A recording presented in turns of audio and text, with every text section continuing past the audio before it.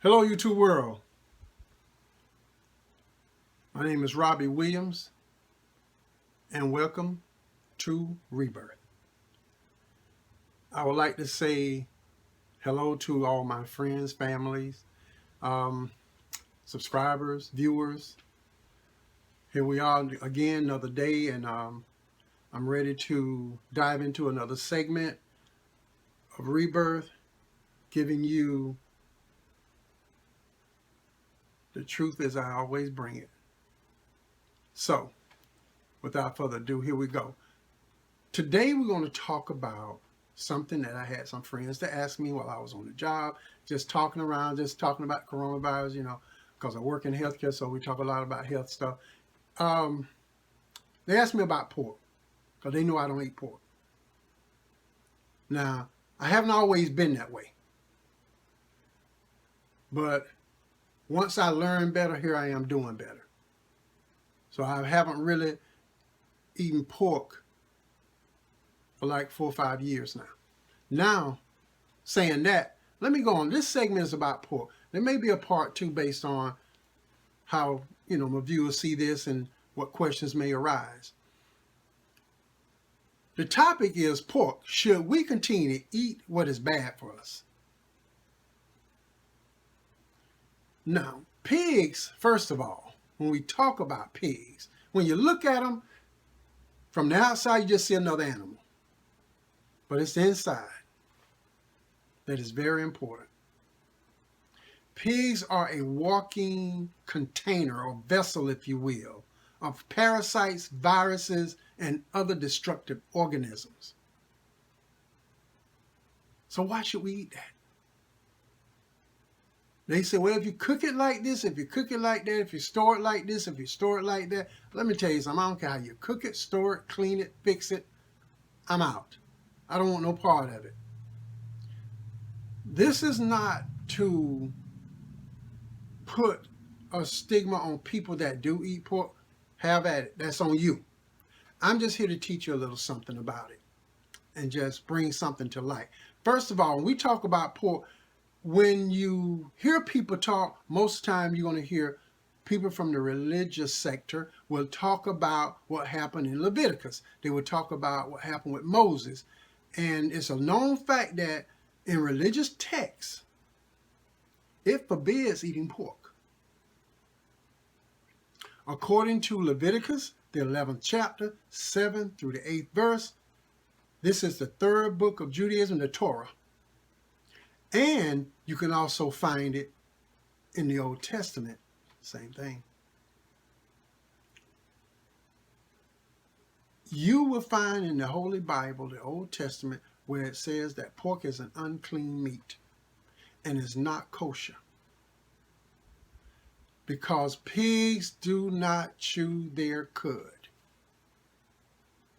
There are other reasons, but that's one of the main reasons, because this is what I'm going to expound on. The fact that pigs will chew what they're going to eat, take it in, and it's there.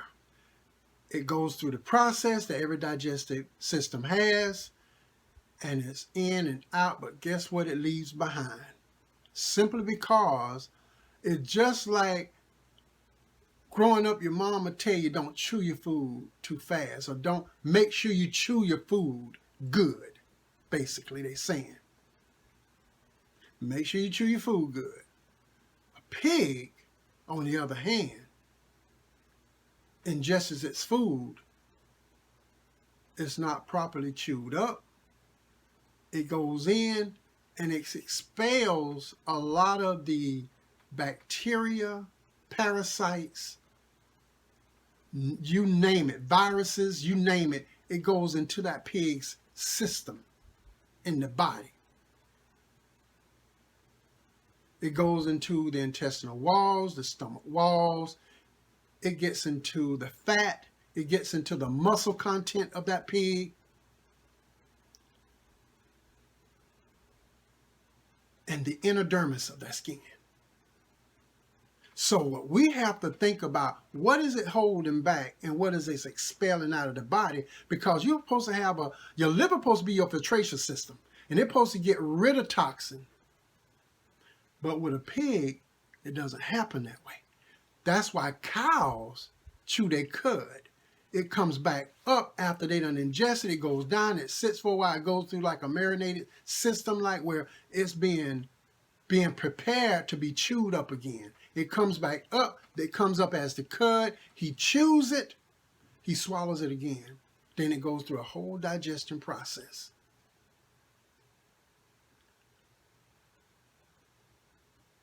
It makes it look like this cow has about 4 stomachs. Just sections though. And all of them doing certain works for processing food so that if it's a dairy cow, it's going to give out good milk, good clean milk. See, there's a reason, there's a rhyme and reason for everything. Where with a pig, it can take a pig up to anywhere to, 6, 7, 8, 9 hours. It's through the system. On the other hand, with a cow, it's like 24 hours, 48 hours, sometime a little more. Just depending on what he's eating, the digestion process would take, because it has to be done right and it has to get rid of the toxins out of the body. Just like with us humans, we can process pork once we eat it. Now I say up to about 6 hours. But that's, when you think about it, you got to have enough time so that your liver can do its job to break down and extract toxicity and get it out of the body. So we're looking at an animal that carries so much bacteria, so much bad viruses and parasites until it's just a walking parasite. It's a walking virus. And people think, Robert, you're just being too strong on that. No, I'm not. I'm trying to give you something here. Keep listening. When that was said in the Bible, people will argue that with the book of Acts going to the 10th chapter, when God put Peter in a trance and gave him a vision to look at, and he gave him all these manner of beasts and said, look, Peter, kill and eat. Peter said, no, I will not eat that which is unclean or common. And he's saying, you call what I make is unclean and common? And that little back and forth went like that. Everybody's, oh, now you can eat anything you want. No, that's not true. That was not about that. That was about racism, believe it or not. That was about the fact that he was bringing in the Gentiles into the fold. That's what Pentecost was all about. Ask some real knowledgeable pastors. They'll tell you that. When you look at that, there were people that was coming to see Peter. God was preparing him for that. There was something he had to do. God was preparing him for that. That's what that was about. It wasn't about what you eat. Those animals represented unclean and clean. Jews, Gentiles. It was about sacrifice. So when you think about that, the focus wasn't on food, although he used that analogy to teach him something. And he didn't even really learn it until after he met the people and then went through the process. Check behind me on that. You'll find out. Now, let me explain. So when people want to throw biblical texts at you about the pig, and there ain't nothing wrong with eating pig because now you can do this, let them go. Some people you have to just let go on their own. Let them do this on their own. And you try to move forward and eat healthier.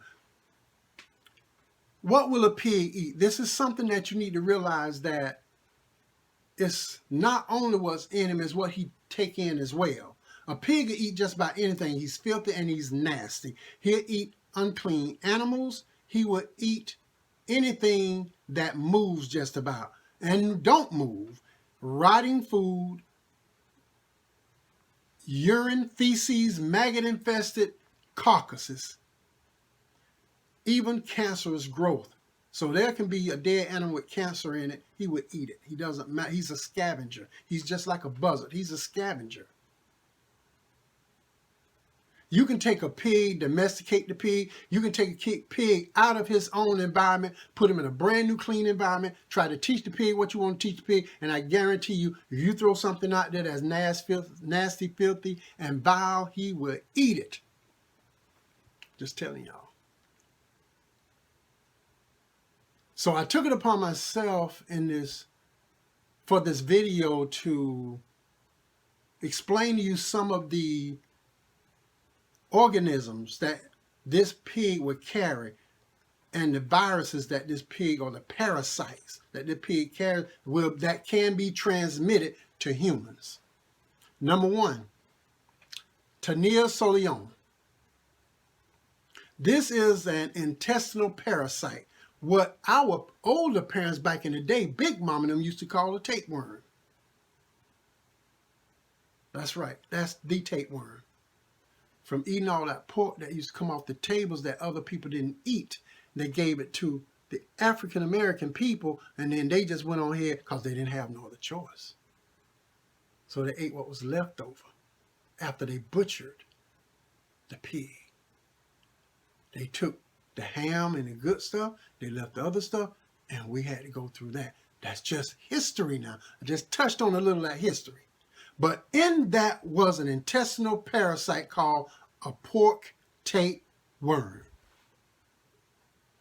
that can cause cysticercosis, which causes tissue infection and loss of appetite.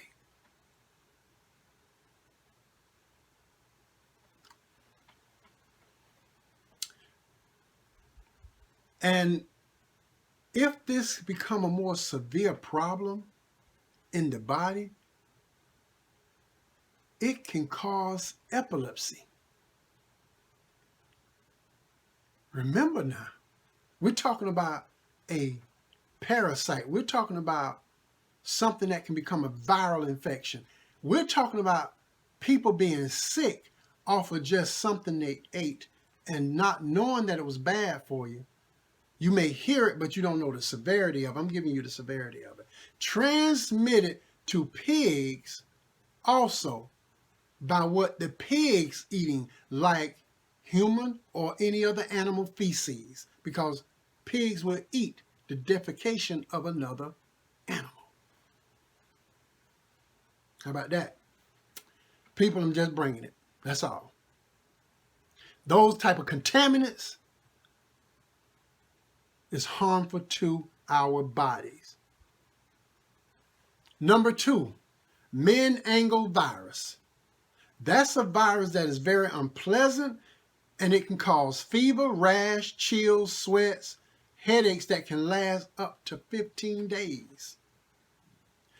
The scientists that did research on this found that this virus were found in pigs. And it also caused an influenza type of illness in humans. So you would think you have the flu, but you'll be suffering from Menangle virus. On the messenger. Hepatitis E, number 3. A viral liver inflammation that can trigger jaundice, fatigue, and nausea. Chronic instances can lead to liver fibrosis and cirrhosis. We can play with this if we want, but I'm just giving it to you. People, my people, every people, all people, y'all better get this, because what we're doing here is educating people on health coming from rebirth. Number 4, Trichinella. This is a parasite, which is a roundworm that can cause fever, malaise, edema, and myalgia. Eating undercooked pork or pork that was stored in an unsafe temperature. I heard this once, somebody said, all right, now when you make your pork, now make sure that you store it in a good temperature, and then you got to cook it at the right temperature in order to ingest it so you won't get sick. I heard that once. And I said, really? So I'm going to play with my life like this? Because nobody is giving the right parameters and saying, hey, this is exactly where you got to do it at. No, no one is doing that. They just tell you got to do it the right here, the right there. Don't do this, don't do that. And guess what? You're sick.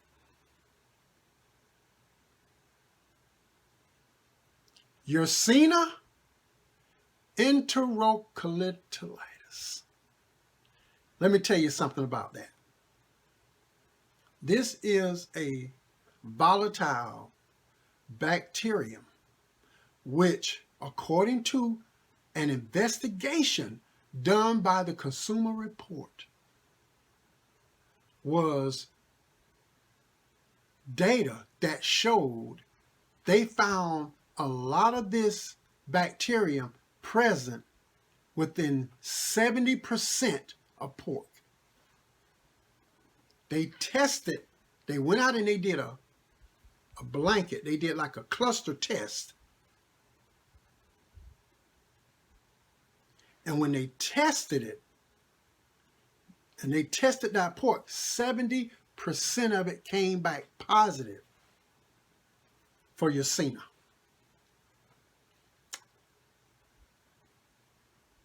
It can cause gastrointestinal distress, fever, and in the most extreme cases, fatal infections.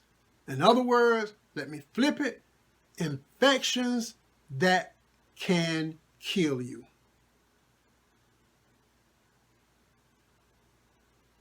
My people, I'm just, do what you must.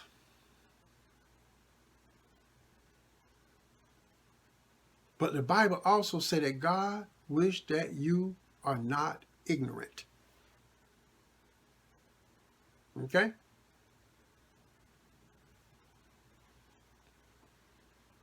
Last but not least, PRRS, which stands for, is an acronym for Porcine Reproductive and Respiratory Syndrome.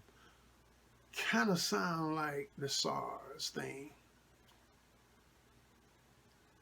Pigs carrying that in them.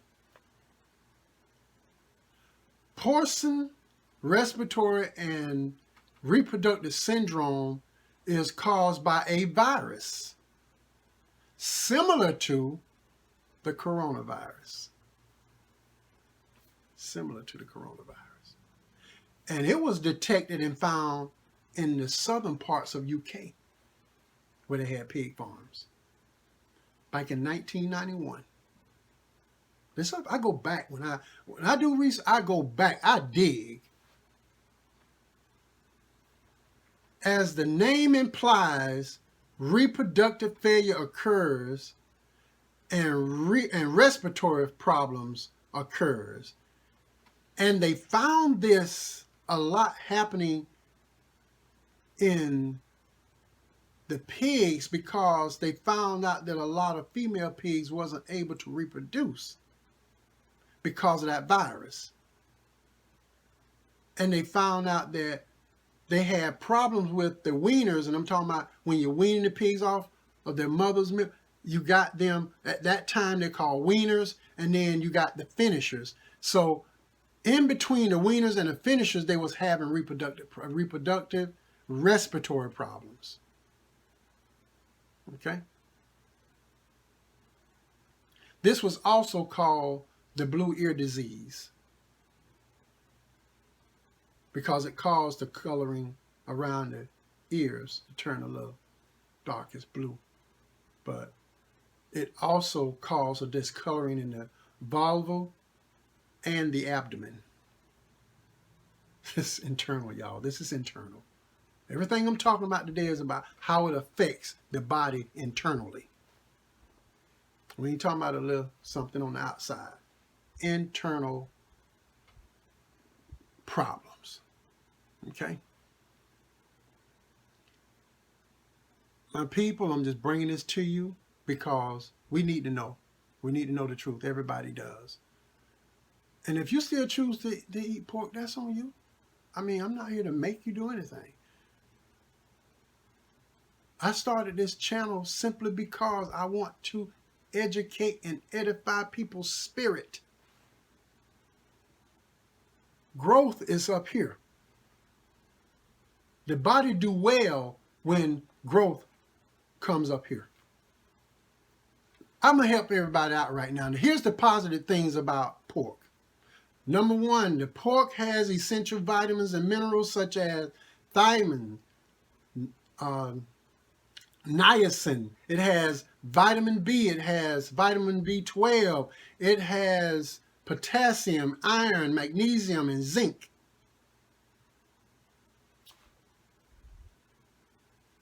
It's good, ain't it? But do it outweigh the negative with all the bacteria, all of the parasites, all of the viruses that and diseases that this pig carries. Do that little bit of positive outweighs the negative? That's my question.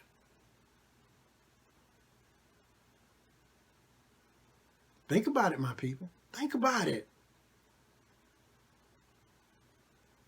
Because you can also get the same positives from omega-3 oils. You can get it from other healthy oils. You can get it from nuts, seeds, and you get it from fish.